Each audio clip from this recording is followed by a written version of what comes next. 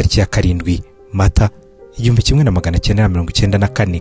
Kuri iyi tariki nibwo Interahamwe n'umutwe w'abasirikare barindaga Perezida Habyarimana batangiye gushyiraho amabariyeri mu duce twinshi tw'umujyi wa Kigali no kwica Abatutsi.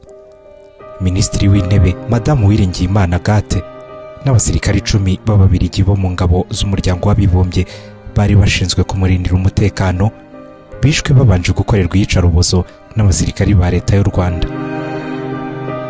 Kuri uyu munsi kandi mu mugambi wo kwica abanyepolitike batavugaga rumwe na leta ya Habyarimana ndetse batari banashyigikiye umugambi wa Jenoside, uwari perezida w'urukiko rwari rushinzwe kurinda itegeko nshinga Kavaruganda Joseph, ba Minisitiri Frederic Nzamurambaho wari na perezida wa PSD, Maître Felicien Ngango wari vice perezida wa PSD, Faustin Rucogoza na Randuwari Ndasingwa bishwe ku ikubitiro n'abasirikari barindaga Perezida Habyarimana.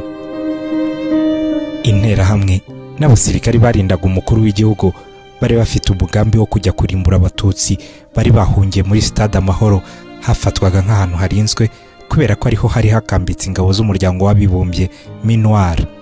Uwo mugambi waje kuburizwamo n'imirwano hagati y'ingabo za FPR Inkotanyi n'abasirikari barindaga umukuru w'igihugu, bituma benshi mu Batutsi bari muri Stade Amahoro baharokokera.